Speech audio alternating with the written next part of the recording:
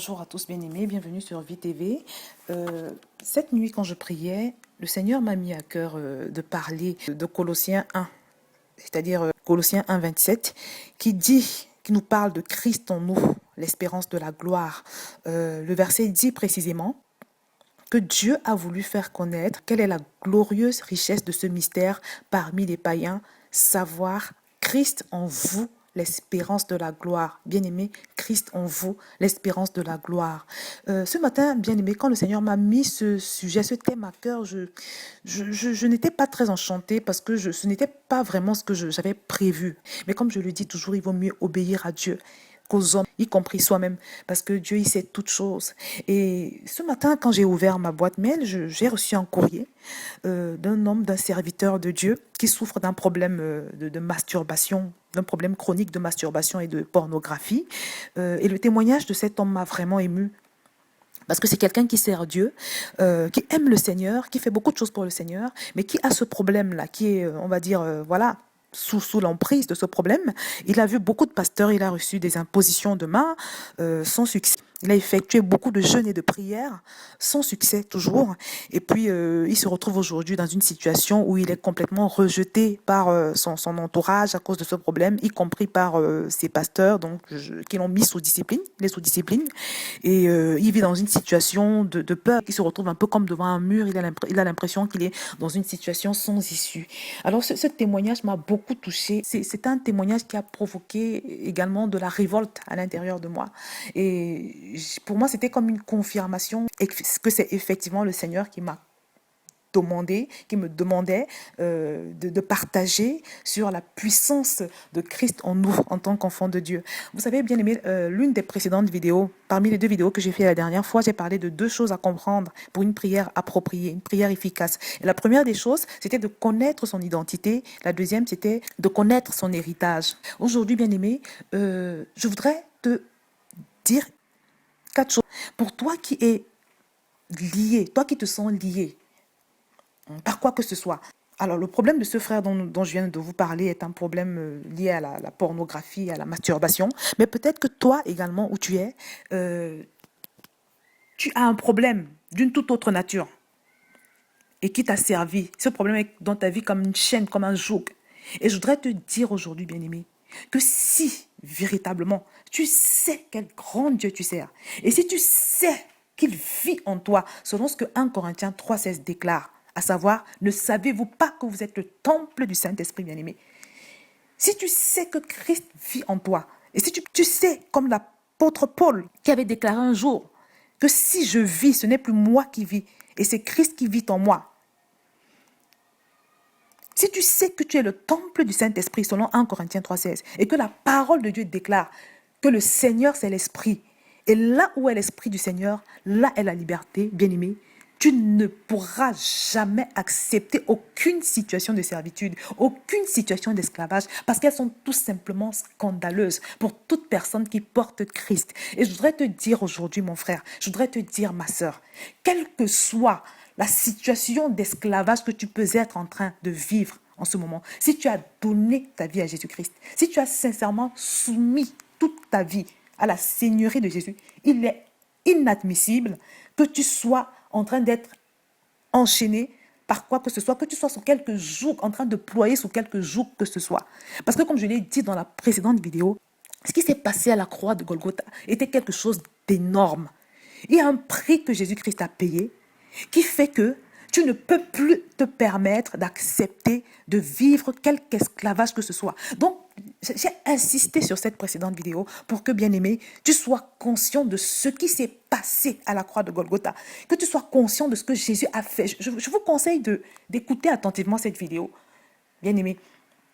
Mais je voudrais te dire aujourd'hui qu'il y a quelque chose de grandiose, de révolutionnaire qui s'est passé à la croix.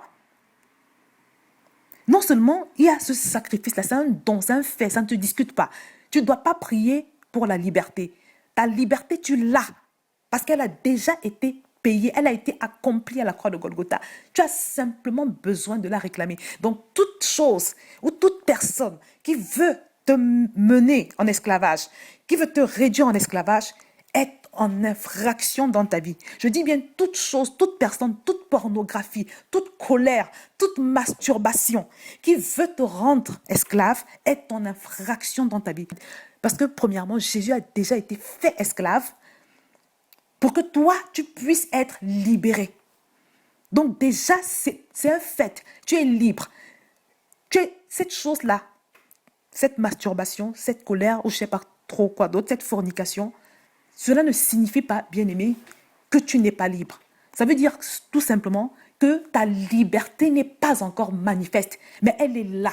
Alors ce que tu dois faire, et c'est ça le but de la prière, c'est ça le rôle de la prière, tu dois appeler cette liberté à la manifestation. Et bien aimé, ne négocie pas. Il ne faut pas supplier quand tu pries par rapport à ce genre de choses. Parce que c'est quelque chose que tu as déjà, mon frère. C'est quelque chose que tu as déjà. Tu es libre de cette pornographie. Je voudrais m'adresser à ce frère. Mon frère, tu es libre. Quand Dieu te regarde, il voit quelqu'un qui est libre de toutes ces chaînes-là. Parce que ce prix a déjà été payé. Donc, en fait, tout esclavage, toute servitude que tu vis, que tu subis, ça peut être, une forme d'asservissement dans le foyer, peut-être ton mari te maltraite, ça non plus, c'est des situations pas normales. Jésus a déjà été maltraité. Tu n'as pas à subir la maltraitance de quelque façon que ce soit, mon frère ou ma soeur. Quand on prie par rapport à ce genre de choses, bien-aimés, on réclame, on appelle à l'existence et on rappelle à l'envahisseur que Jésus-Christ a déjà été maltraité. Jésus-Christ a été réduit en esclavage pour que je sois libre, pour que tu sois libre. Donc, c'est très important. Ça, c'est un fait. Maintenant, la deuxième chose très importante sur laquelle tu dois t'appuyer pour prier efficacement, pour que ta prière soit accompagnée de foi, c'est que 1 Corinthiens 3,16, je te le redis, dit que tu es le temple du Saint-Esprit. C'est-à-dire, il vit en toi. Et 2 Corinthiens 3,17 te dit que là où est l'Esprit du Seigneur, là est la liberté. Bien aimé, c'est trop fort. C'est la réalité, mon frère, c'est la réalité, ma soeur. Cette réalité n'est pas encore effective dans ta vie, bien aimé, parce que tu n'as pas pris conscience. Tu es peut-être simplement informé de ce que la parole de Dieu dit que tu es le temple du Saint-Esprit. Tu es peut-être simplement informé qu'elle dit que où est l'Esprit du Seigneur, là est la liberté. Mais bien aimé, je peux t'assurer que à l'instant où tu vas avoir la révélation de ce que ça signifie, avoir le Saint-Esprit, le Dieu glorieux, le Dieu tout-puissant, le Dieu devant qui rien ne peut se tenir, le Dieu incontestable, le Dieu irrésistible. Le jour où tu vas avoir la conscience que ce Dieu habite en toi, bien-aimé, ta forteresse va être renversée, ta chaîne va être brisée, ce mur devant toi va tomber, cette situation d'esclavage va s'arrêter. Bien-aimé, tu dois prendre conscience de ce que tu transportes à l'intérieur de toi. Tu dois prendre conscience. Christ vit en toi. Christ est le Saint-Esprit. Peut-on asservir Christ, mon frère? Quand tu lis ta Bible, là, est-ce que tu as vu une seule situation où Jésus a été fait esclave? Est-ce que tu as vu une seule situation où Jésus a été oppressé? On va parler d'héritage. Peut-être c'est à cause de ton héritage familial. Tu as hérité d'une colère que tout le monde manifeste dans la famille. Tu as hérité d'un problème d'impudicité. Mais Christ vit désormais en toi. Tu es de la nouvelle création. Et la parole de Dieu déclare que si tu es en Christ, tu es une nouvelle création. Les choses anciennes sont passées. Toutes choses sont devenues nouvelles. Donc tu n'es plus dans cette lignée-là, dans cette lignée familiale maudite. Tu appartiens à une nouvelle création. Tu es un être complètement nouveau. Tu dois rentrer ça dans ta tête, mon frère ou ma soeur, et tu dois le proclamer. C'est pour ça que j'insiste beaucoup ces derniers temps sur la prière. C'est dans la prière qu'on arrive à prendre possession de notre héritage, qu'on arrive à entrer dans notre destinée, qu'on arrive à manifester notre vraie vie, la vie que Dieu a prévu qu'on vive. Si tu es un enfant de Dieu, je l'aurais dit bien, tu n'as pas à subir quelque esclavage que ce soit. Si tu as reçu Jésus, ça veut dire que Jésus vit en toi, Christ vit en toi. Et il est écrit qu'en son nom, tout genou fléchit et toute langue confesse qu'il est Seigneur. Et tu dois rappeler à cette situation, à cette pornographie, à cette puissance, ce mauvais esprit derrière la situation qui t'enchaîne, que Christ vit en toi et qu'on ne peut pas servir Christ et qu'en son nom, tout genou fléchit et toute langue confesse qu'il est Seigneur. Commande à cette situation, mon frère, que tu traverses de fléchir devant Christ. Parce qu'il est Dieu, parce qu'il est en toi. Tu incarnes Christ, tu représentes Christ. Commande à cette situation de lâcher la prise. Commande avec autorité, parce que tu as cette autorité. Bien-aimé, pour finir, je vais prier avec toi.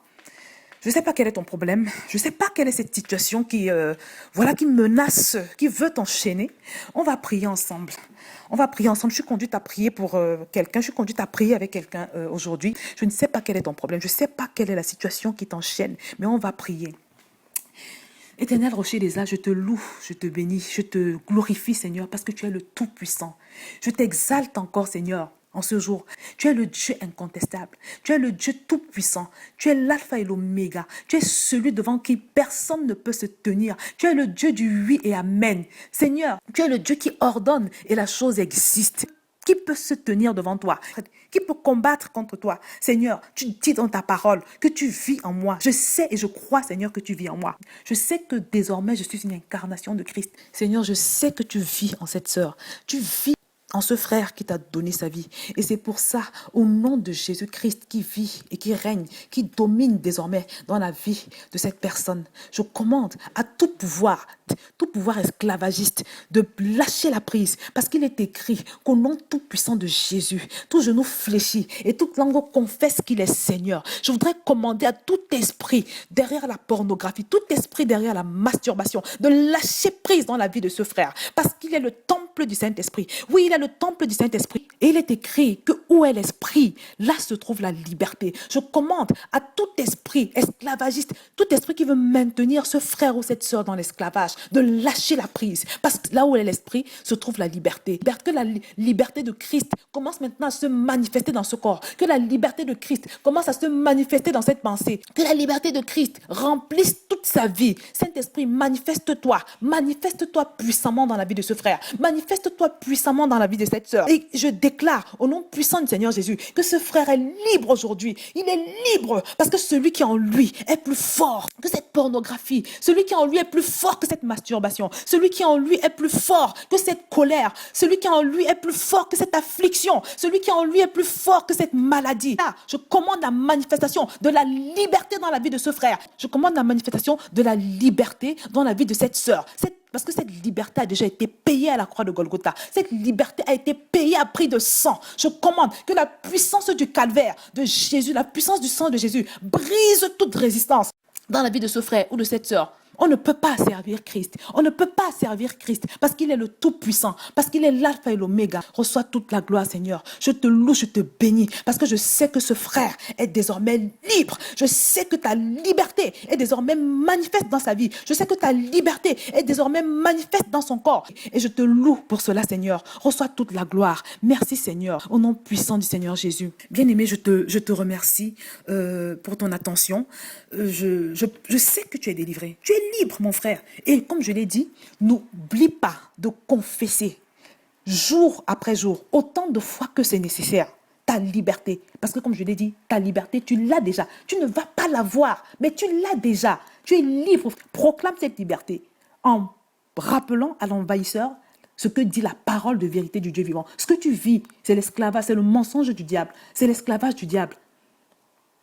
Tu n'es pas soumis à son esclavage. Tu n'es pas soumis à ses mensonges, mais tu es soumis à Dieu. Tu es esclave de Dieu.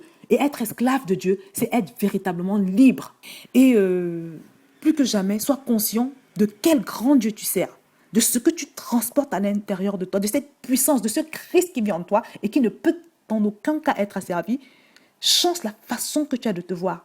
Tu as une boule de feu, tu as une puissance, tu as un feu dévorant parce que la parole de Dieu dit que ce Dieu qui vit en toi est un feu dévorant. En réalité, tu es un bourreau pour Satan. Tu n'es pas une victime. Parle à l'envahisseur chaque jour que ce sera nécessaire. À chaque fois que ce sera nécessaire, rappelle-lui qui tu es. Je vais m'arrêter là, bien-aimé. Et je te dis à très bientôt sur VTV.